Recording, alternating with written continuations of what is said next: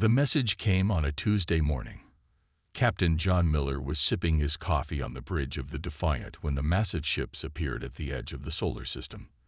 They were unlike anything humans had ever built, sleek, dark vessels that seemed to bend the light around them. "Sir, we're getting some kind of transmission," said Communications Officer Diane Peters, her fingers moving quickly over her console. Miller set down his cup. "Put it through." The main screen flickered, revealing a being with gray-blue skin and 4 eyes arranged in a diamond pattern. Its mouth was small and lipless. "People of Earth," the alien said in perfect English, "I am Fleet Commander Kraz of the Vorsek Dominion. Your solar system now falls within our territory. Prepare for inspection and resource evaluation." Miller's hands tightened around the armrests of his chair. Humanity had only recently established colonies on Mars and Europa. They were still new to the stars. "This is Captain John Miller of the Earth Defense Force. We welcome peaceful contact with your people, but this solar system is sovereign human territory." The alien made a sound like stones sliding against each other. A laugh, perhaps. "Sovereignty requires the ability to defend it," Kraz said. "We have scanned your technology. You are barely more advanced than the animals on your world." Within hours, the United Earth government called an emergency meeting. Dr. Lisa Wright, the leading xenobiologist, stood before the assembled leaders. "The Vorsek are a coalition of species from at least 12 star systems," she explained. "Their technology is centuries beyond ours, but they've never encountered humans before." Admiral Frank Harris, his face grim, showed the latest scans. "They have positioned warships near Mars, Jupiter, and Saturn. Their weapons could crack a moon in half." "Have they made any demands?" asked the Secretary General. "Yes," Admiral Harris said. "They want unrestricted access to mine the entire solar system, including Earth. They're giving us 1 Earth week to evacuate unnecessary population centers." The room fell silent. "They don't even see us as equals," Dr. Wright said quietly. "In their message, they classified us as barely sentient primates, basically smart animals." 3 days later, a small Vorsek ship landed outside the United Nations headquarters in New York. A delegation of 5 aliens emerged, towering over the human representatives. Dr. Wright led the human team. "We wish to establish peaceful relations," she said. "Surely there's room for both our peoples in this system." The lead Vorsek, who called himself Diplomatic Evaluator Zen, looked down at her. "Peace is possible through your compliance. Your species has damaged this planet extensively. We will manage resources more efficiently." "This is our home," Dr. Wright said firmly. "We cannot simply surrender it." "Your emotional attachment to specific cosmic locations is irrational," Zen replied. "The Vorsek offer you continued existence. That is generous." When the Earth representatives refused to agree to the terms, the Vorsek delegation returned to their ship without another word. The next day, they demonstrated their power. The New Horizon colony on the moon, home to 12,000 people, vanished in a flash of light visible from Earth. Millions watched in horror as a crater appeared where the domed city had been. "This is your only warning," came the message from Kraz. "Resistance will result in planetary bombardment." In underground bunkers and secret facilities around the world, humanity prepared for war. Engineers worked frantically to adapt Earth's weapons. Soldiers trained for combat against an unknown enemy. Scientists studied the limited data they had on Vorsek technology. Admiral Harris addressed the combined military forces of Earth. "Make no mistake, we are outmatched. But humanity has faced long odds before. We will not surrender our home without a fight." The Vorsek intercepted the broadcast. In their command ship, Kraz and his officers watched with amusement. "They intend to resist," said his second-in-command. "Yes," Kraz replied.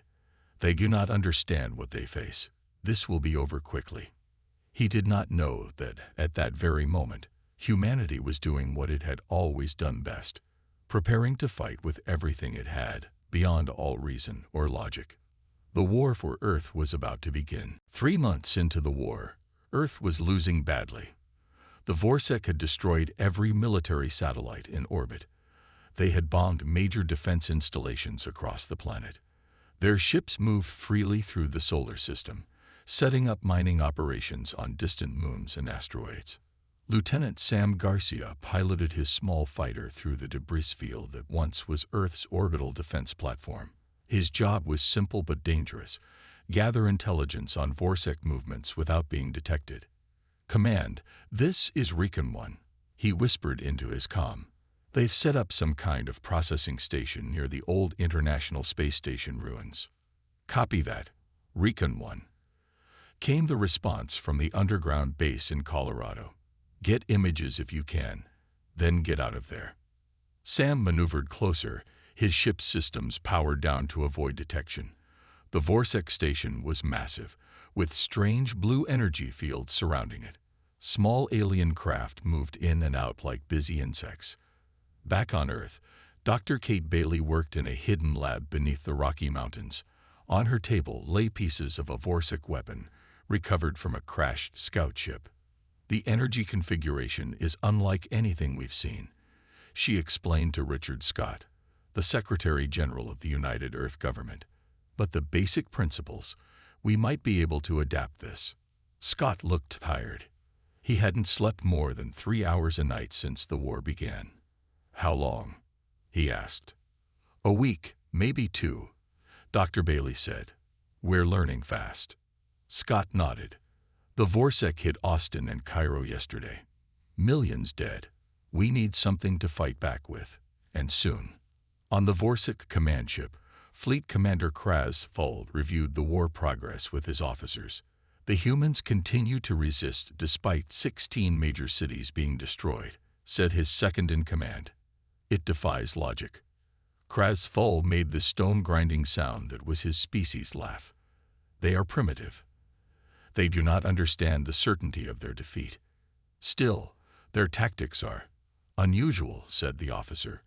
"They sacrifice larger forces to protect seemingly unimportant targets. They attack when retreat would be more logical." "The behavior of animals cornered," Krasful dismissed. "Prepare the next phase of cleansing. We need this planet's core metals." Lieutenant Garcia's luck ran out 3 days later. His ship was spotted near Mars and pursued by 3 Vorsek fighters. He led them on a desperate chase through the asteroid belt. "Command, I'm not going to make it back," he said as his engines began to fail. "But I'm taking some of them with me." He turned his ship directly toward the lead pursuer and accelerated to maximum speed. The Vorsek pilot, not expecting such an irrational move, tried to evade too late. Both ships exploded in a bright flash. The remaining Vorsek fighters returned to their base, confused by the humans' actions. Their report mentioned the illogical sacrifice of the pilot. Dr. Bailey's team worked day and night. They had taken the Vorsek energy weapon and combined it with human engineering in ways the aliens had never considered. The result was a cannon that could potentially penetrate Vorsek shields. "It's ready for testing," she told Admiral Harris as they stood in the underground firing range. The weapon hummed to life, its core glowing with blue-white energy. When it fired, the blast tore through 3 feet of reinforced metal, the same alloy used in Vorsek ship hulls. Harris smiled for the first time in months. "How soon can we make more?" "The plans are already being sent to hidden factories across the world," Bailey said. In orbit around Jupiter, a small team of human special forces, led by Captain Olivia Reed, managed what seemed impossible. They boarded a small Vorsek warship while its crew was mining on Ganymede. Using the new weapons, they killed the returning aliens and captured the vessel intact. As they figured out the controls and started the journey back to Earth, Krasfold received the report of the lost ship. For the first time, he felt something unusual, a flicker of concern. "Find that ship," he ordered, "and increase security on all vessels. The humans are becoming problematic." He did not know that this was just the beginning. Humanity was adapting, learning, and preparing to show the Vorsek exactly what they had started by declaring war on Earth. 6 months into the war, Commander Eric Daniels sat in a small underground room, watching videos of Vorsec behavior in battle. As a military psychologist, his job was to find weaknesses in how the aliens thought and fought. "Play that last clip again," he said to his assistant. The screen showed a Vorsec squad retreating after humans used an unexpected tactic, setting a forest fire to change the direction of the wind. "They always follow the same pattern," Daniel said, pointing at the screen. "When something doesn't match their battle plans, they stop and recalculate.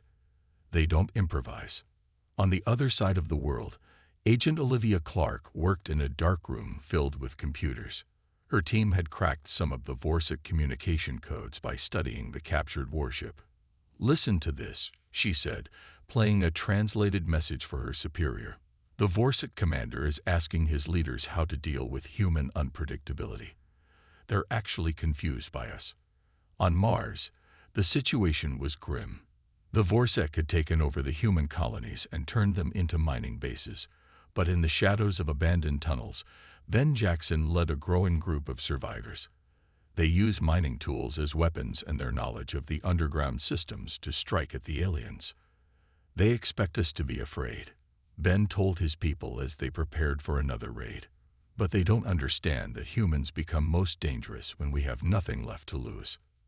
That night, Ben's group attacked a Vorsec supply depot. They used homemade explosives created from mining chemicals. The aliens were caught completely by surprise. 20 humans armed with modified drilling equipment defeated 40 Vorsec soldiers with advanced weapons. In a research ship orbiting Earth, a Vorsec scientist named Zivnar studied human history with growing concern. The more she learned, the more worried she became. "Humans have fought thousands of wars against themselves," she reported to Fleet Commander Krasful. "Their entire history is filled with conflict. And in many cases, forces with inferior technology defeated superior enemies through adaptation and determination." Krasful dismissed her concerns. "They are still losing this war. Their major cities lie in ruins. Their space forces are nearly destroyed. Yet they continue to fight," Zivnar insisted. "And our casualties increase each week. Their tactics evolve in ways our battle computers cannot predict." Back on Earth, Dr. Bailey's new weapons were being produced in hidden factories across the planet. Ordinary people, teachers, farmers, store clerks, worked alongside engineers to build tools to fight the aliens. Commander Daniels presented his findings to Admiral Harris and the remaining military leaders. "The Vorsec think like machines, not people," he explained. "They expect logic and efficiency.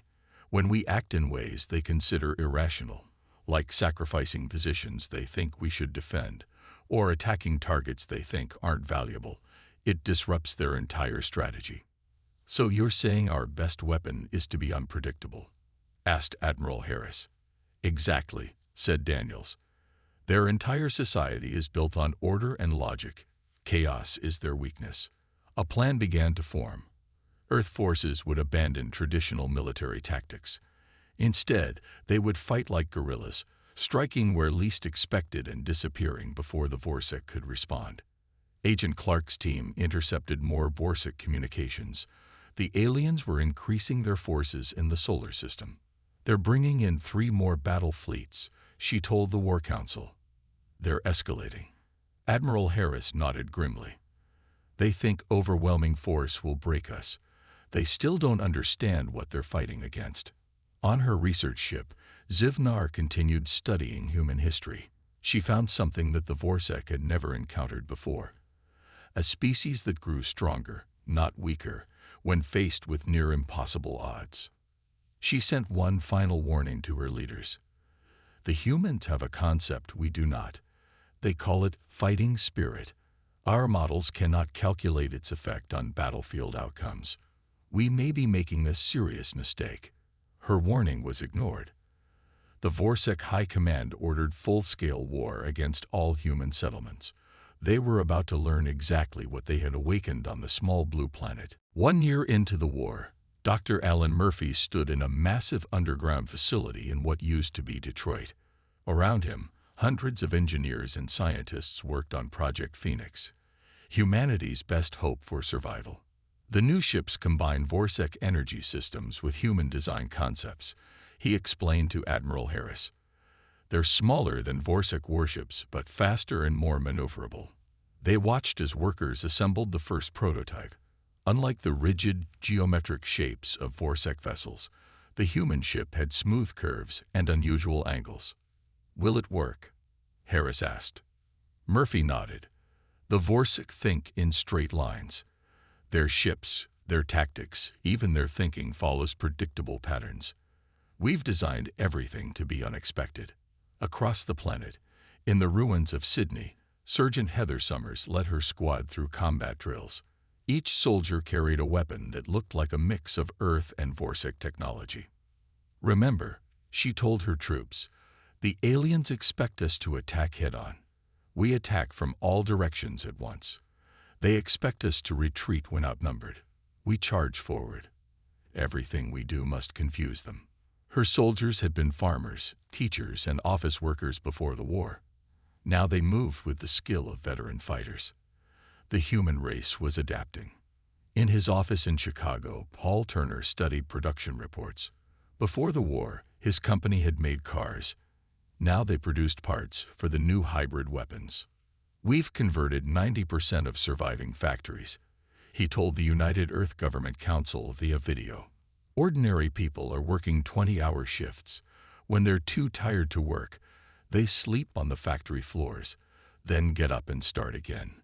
In orbit around Jupiter, a Vorsek engineer named Vortek examined the wreckage of one of their ships that had been destroyed by humans. What he found disturbed him. "They've modified our weapons," he reported to his commander. "But they haven't just copied them. They've improved them in ways we never considered." His commander looked at the holographic display showing the modified human weapons. "How is this possible? Their technology was primitive." "They think differently," Vortek said. "They try approaches that seem illogical, but sometimes work better than our methods. They experiment. They take risks."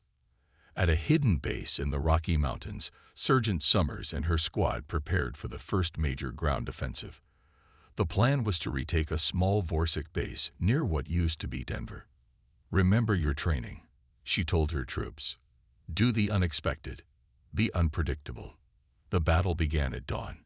Instead of attacking the base directly, the humans triggered landslides on nearby mountains. As Vorsek troops responded to what they thought was a natural disaster, Summers' squad attacked from underground tunnels that the aliens didn't know existed. The Vorsek, following their standard response protocols, were caught completely off guard. Within 3 hours, humans had captured the base and all its technology. In space, the first human hybrid ships launched from hidden bases on the far side of the moon. They were smaller than Vorsek vessels, but moved in ways the alien tracking systems couldn't predict. They swooped and turned at angles that seemed impossible. "They're violating basic flight principles," Vortek said as he watched the battle data. "Their pilots are pulling maneuvers that should kill them with G-forces."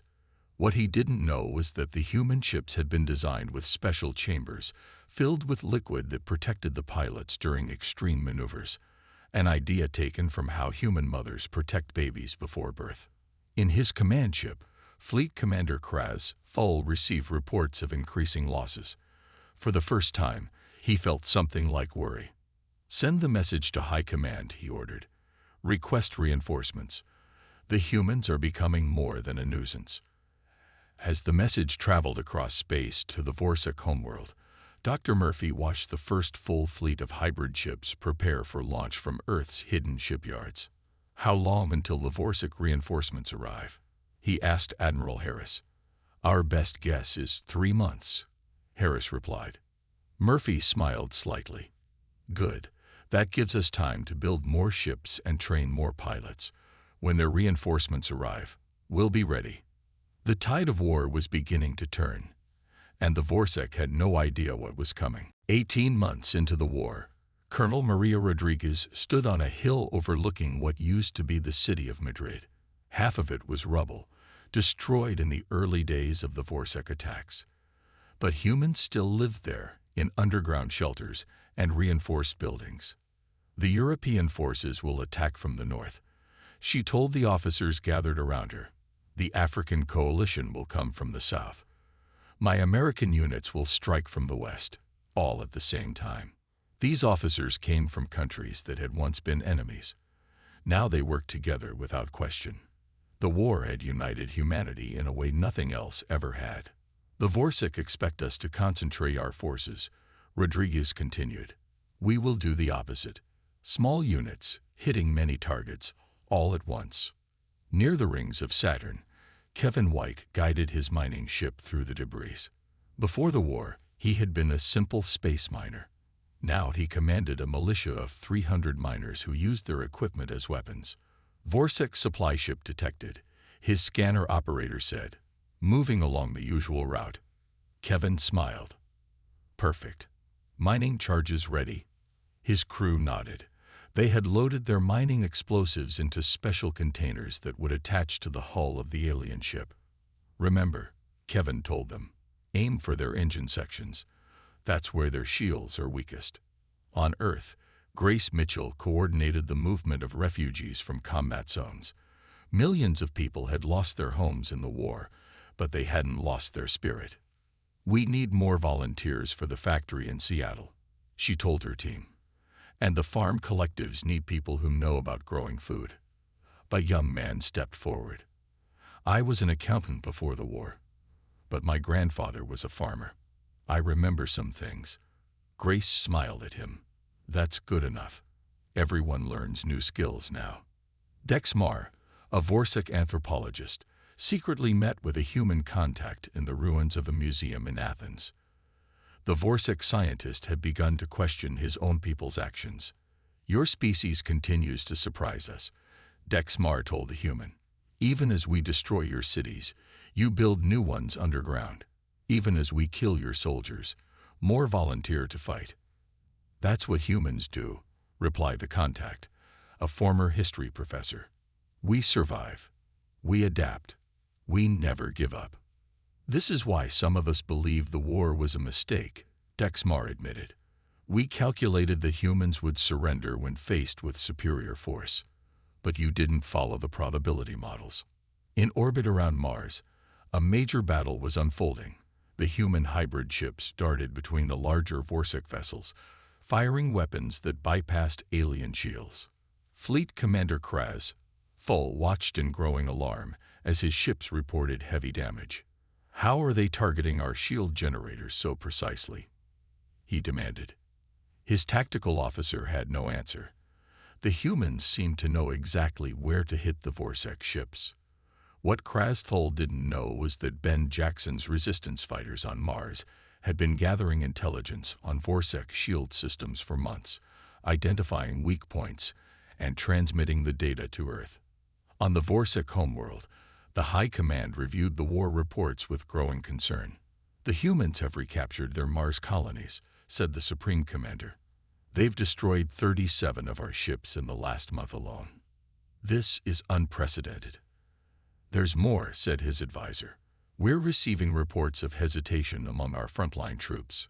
Some are questioning the wisdom of this war. The Supreme Commander's 4 eyes blinked in surprise. Questioning. Vorsek do not question orders. These ones do, the advisor said. After extended contact with humans, some of our soldiers report new thoughts. They speak of the human concept of choice and freedom. This was even more alarming than the military losses. Vorsek society was built on absolute obedience and logical hierarchy. The very idea of individual choice was dangerous. Back on Earth, Colonel Rodriguez's coordinated attack succeeded beyond all expectations.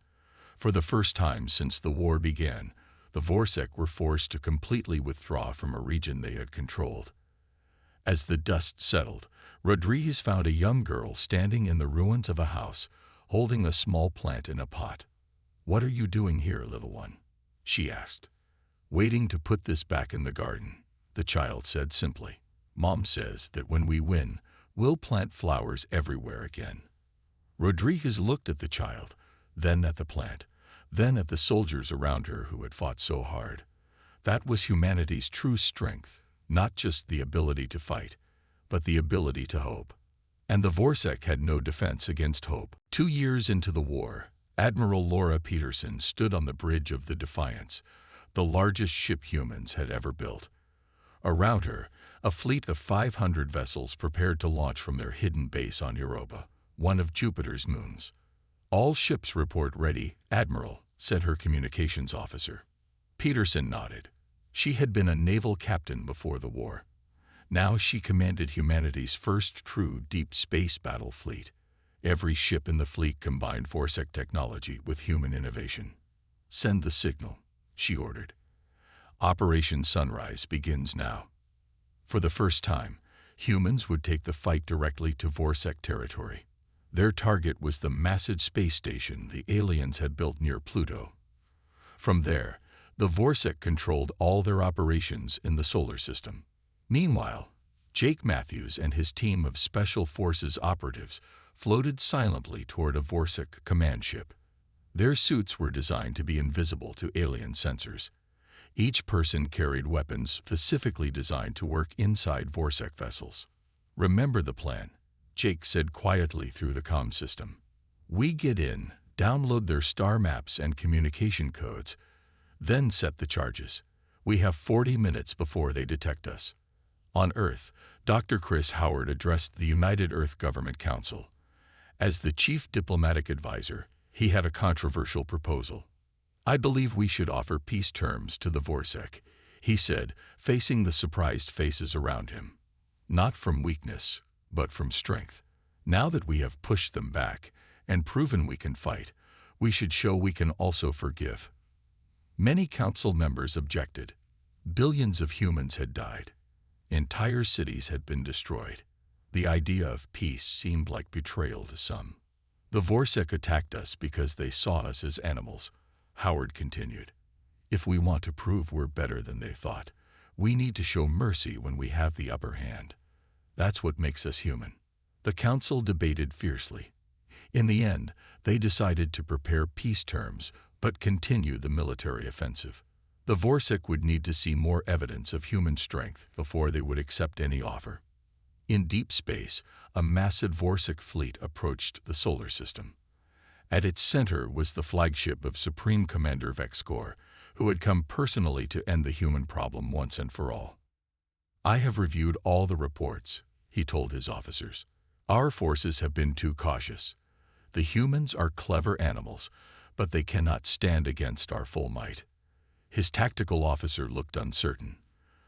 "The reports from the front lines suggest the humans have developed technology nearly equal to ours in some areas."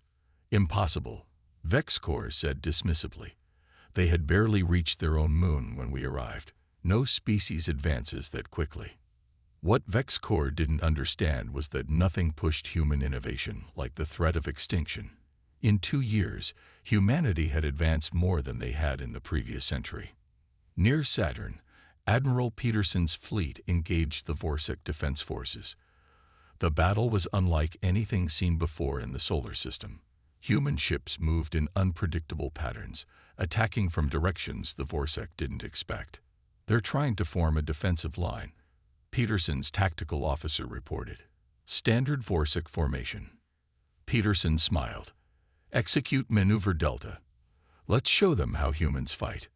The human fleet suddenly split into dozens of smaller groups, each attacking from a different angle. The Vorsek, programmed to fight in ordered formations, couldn't adapt quickly enough. Inside the Vorsek command ship, Jake Matthews and his team reached the central computer core. While his teammates set explosives, Jake downloaded the alien star charts. "Look at this," he said, pointing to the screen.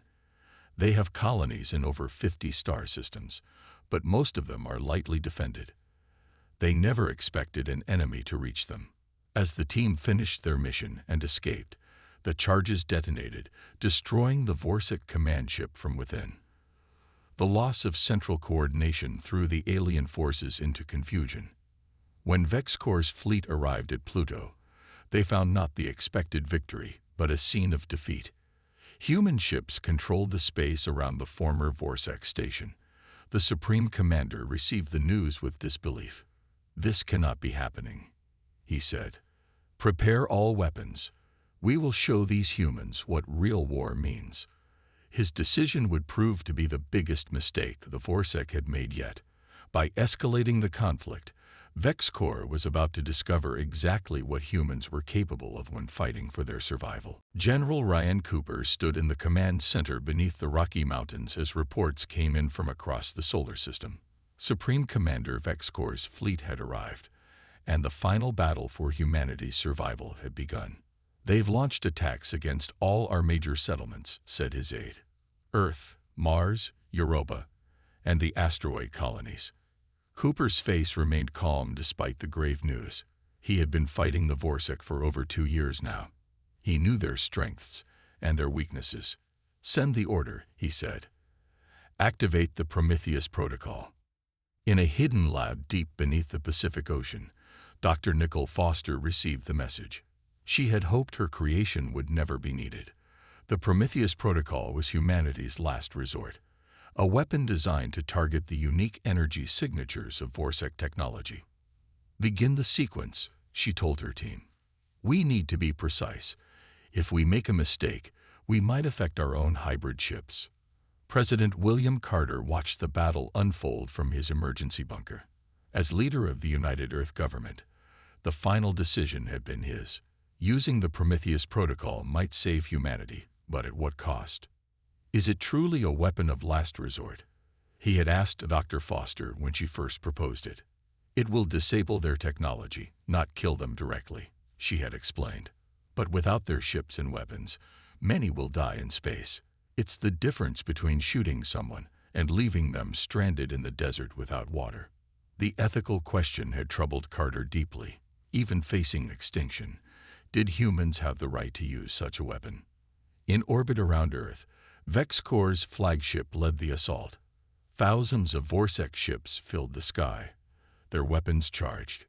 "Begin the bombardment," VexCorp ordered. "Leave nothing standing." But before his ships could fire, a strange signal spread through the solar system. Human transmitters on every planet and moon broadcast a complex pattern of energy that seemed to dance between frequencies. On the Vorsek ships, systems began to fail. Engines shut down. Weapons lost power. Life support flickered. "What is happening?" VexCorp demanded as his own flagship began to drift. His science officer worked frantically at her console. "They found a resonance frequency that disrupts our power cores. It's affecting all Vorsek technology." Throughout the solar system, Vorsek ships floated helplessly in space. The mighty invasion fleet had been neutralized without firing a shot. On a Vorsek colony ship, Zorval watched the unfolding disaster. He had been arguing for peace with humans from the beginning, earning him the title of traitor among many of his people.